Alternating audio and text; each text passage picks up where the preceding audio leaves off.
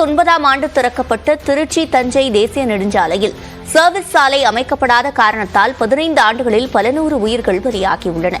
Trichy Ariyamangalam பால்பண்ணை Thuvakudi service road மீட்பு கூட்டமைப்பினர் பல்வேறு போராட்டங்களை முன்னெடுத்த போதும் இதுவரை சர்வீஸ் சாலை அமைக்கப்படவில்லை. இது தொடர்பான கள தகவல்களை செய்தியாளர் விஜயகோபாலிடம் கேட்கலாம். விஜயகோபால், பலமுறை போராட்டம் நடத்தியும் இதுவரை காரியம் நிறைவேறாத ஒரு சூழலில் அரசு தரப்பில் இதற்கு என்ன பதில் சொல்லப்படுகிறது?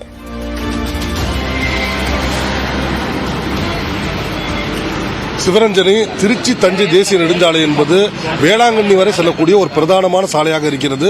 கடந்த 2009ஆம் ஆண்டு தேசிய நெடுஞ்சாலைத்துறை ஆணையம் சார்பாக இந்த திறக்கப்பட்ட இந்த திருச்சி தஞ்சை தேசிய நெடுஞ்சாலையில் எண்ணற்ற வாகனங்கள் தினந்தோறும் சென்று வருகின்றன. மிக குறிப்பாக சொல்ல வேண்டும் என்றால், உயர்தர கல்வி நிறுவனமான திருச்சி NIT எனப்படக்கூடிய தேசிய தொழில்நுட்ப பல்கலைக்கழகம், தேசிய தொழில்நுட்ப கழகம் இங்கு இதே சாலையில் தான் அமர்ந்திருக்கிறது. அது மட்டுமல்லாது, திருச்சி மாவட்டத்தின் பிரதான தொழில் வளர்ச்சி பங்காற்றக்கூடிய பெல் நிறுவனம், அதாவது பாரத மிதுமின் நிறுவனம் இதே சாலையில் தான் அமர்ந்திருக்கிறது. இதை தவிர ஏராளமான கல்வி நிறுவனங்கள், அரசு சார்ந்த துறைகள் எக்கச்சக்கமாக இந்த சாலையில் அமர்ந்திருக்கின்றன. மேலும் மக்கள் மிக நெருக்கமாக நெரிசலாக வசிக்கின்ற பகுதியாக இந்த பகுதி இருக்கிறது.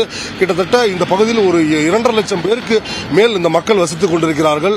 ஆனால் இந்த திருச்சி தஞ்சை தேசிய நெடுஞ்சாலையில் உரிய சர்வீஸ் சாலை அமைக்கப்படாததால் கடந்த பல ஆண்டுகளாக இந்த பகுதியில் தொடர் விபத்துகள் ஏற்பட்டு வருகின்றன.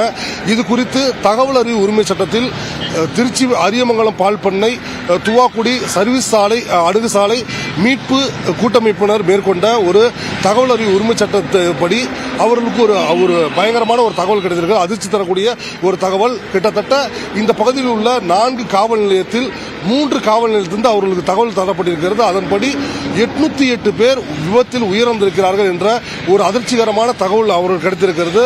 ஆனால் அவர்கள் 800 பேர் அல்ல, அதற்கு மேல் 1000க்கும் மேற்பட்டோர் விபத்தில் உயிரிழந்திருக்கலாம். மேலும் 5000க்கும் மேற்பட்டோர் உடல் உறுப்புகளை இழந்து ஊனமாக இருக்கிறார்கள் என்று ஒரு அதிர்ச்சிகரமான தகவல் நம்மிடம் தெரிவிக்கிறார்கள். இது கூட நம்மிடம் பேசுவதற்காக இந்த கூட்டமைப்புடைய ஒருங்கிணைப்பாளர் சக்திவேல் இருக்கார். அவர்கிட்ட கேட்போம். சார் வணக்கம். கடந்த பல ஆண்டுகளாகவே ஒரு நீண்ட இழுவையிலே இருக்கு, தொடர் போராட்டம் முன்னெடுத்திருக்கீங்க. இதற்கு என்னதான் தீர்வு? அரசு துறையில் என்ன சொல்றாங்க? இப்போ இது 2009 இந்த பிரச்சனை இருந்துகிட்டு இருக்குது. இதுக்கு இந்த சர்வீஸோட கட்டாயம் போடணும் அப்படிங்கிறதுனால தேசிய நெடுஞ்சாலைக்கு தான் சர்வீஸ் ரோடு போடணும். 2014 மத்திய அரசு மாநில அரசுல அதுக்கான அரசாணை எல்லாம் பிறப்பிச்சிட்டாங்க. அதுக்கு இடையில கோர்ட்ல கொஞ்சம் பிரச்சனை இருந்தது கூட கோர்ட்டு போய் 2019 கோர்ட்டு தீர்ப்பு கொடுத்துருச்சு கட்டாயம் சர்வீஸ் ரோடு போடணும்னு சொல்லிட்டு. அப்படி இருந்து இந்த திட்டம் அப்படி கிடப்பில் போட்டிருக்கு. இந்த திமுக ஆட்சி 2021 வந்ததுக்கு அப்புறமே சர்வீஸ் ரோடு திட்டத்தை இந்த பிரையாரிட்டி கொடுக்காம அமைச்சர் ஏவாவில் அவர்கள் அப்படி கிடப்பில் தான் போட்டு வச்சிருக்கிறாங்க. இது விஷயம் போன ஒரு வருஷத்துக்கு முன்னாடி போன ஏப்ரல் மாதம் கூட தமிழக முதலமைச்சரோட தலைமைச் செயலகத்தை ஒரு டீம் போய் சந்திச்ச போட கட்டாயம் செய்யணும்னு சொல்லி வற்புறுத்திட்டு வந்தோம். அது மட்டும் இல்லாமல் கடந்த ஆகஸ்ட் மாதம் இந்த தொகுதியினுடைய அமைச்சராக திரு அன்பில் மகேஷ் அவர்களும் திருச்சியின் மூத்த அமைச்சர் நேரு அவர்களும் 2 பேரும் சேர்ந்து மாவட்ட ஆட்சியர் அலுவலகத்தில் எல்லா நலச்சங்கத்திலையும் கூட்டு வச்சு கட்டாயம் சர்வீஸ் ரோடு போடுறேன், ஏன்னா உயிர் பாதிப்பு பலி நிறையா இருக்குது, விபத்து நிறையா இருக்குன்னு சொல்லிட்டு சொன்னாங்க. அவங்க சொல்லி கிட்டத்தட்ட ஒரு 7-8 மாதம் ஆயிடுச்சு. அதுக்கப்புறமும் ஒன்றும் நடக்காம தான் இருக்குது. இப்போ கூட தேர்தல் சமயத்தில் முதலமைச்சராகி அறிவிப்பு கொடுக்கும்போது உயர்மட்ட மேம்பாலம் கொண்டு வரும் அப்படின்னு சொல்லியிருக்கிறாங்க. உயர்மட்ட மேம்பாலங்கிறது ஒரு நீண்ட கால அது இஷ்யூ, நீண்ட காலத்துக்கு அது ஒரு 7-8 வருஷம் ஆகும். ஏற்கனவே சர்வீஸ் ரோடு திட்டங்கிறது 2 பக்கம் நிலத்தை கையெழுத்து சர்வீஸ் ரோடு போடணுங்கிறது இதில் முக்கால்வாசி வேலை ஏற்கனவே முடிஞ்சிடுச்சு. இன்னொரு 1/4 வேலை தமிழ்நாடு கவர்மெண்ட் ஒரு 300 கோடி நில காசு ஒதுக்கீடு செஞ்சு நிலத்தை கையெழுத்து பண்ணி கொடுத்துட்டாக்கா மத்திய அரசு இந்த இடத்துல சர்வீஸ் ரோடு போட்டு கொடுத்து தயாராக இருக்கிறாங்க. ஆனால் மாநில அரசு இந்த திட்டத்துக்கு தேவையான இடத்தை கையெழுத்து கொடுக்கறதுக்கு டிலே பண்ணாமல் கடந்த 3 வருஷமா கிடப்பில் போட்டிருக்காங்க. அதுதான் எங்களுக்கு பிரச்சனையா இருக்கு.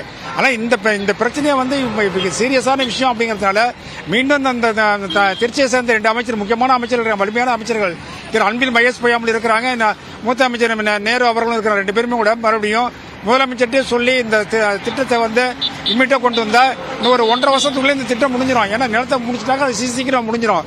இப்போ அதனால இதில் முதலமைச்சர் தான் கவனம் செலுத்தி செய்யணும் அப்படிங்கிறது எங்களுடைய கோரிக்கை. இவர்கள் கூட்டமைப்பு சார்பில் வைக்கின்ற கோரிக்கை என்பது தமிழக முதலமைச்சர் நேரடியாக இந்த விஷயத்தில் தலையிட்டு இந்த பகுதியில் உள்ள இந்த சாலையானது மரணச்சாலையாக மாறுவதை தடுக்க வேண்டும் என்பதுதான் உங்களுடைய பிரதான கோரிக்கையாக இருக்கிறது. சிவரஞ்சனி, விவரங்களை வழங்கியமைக்கு நன்றி விஜயகோபால்.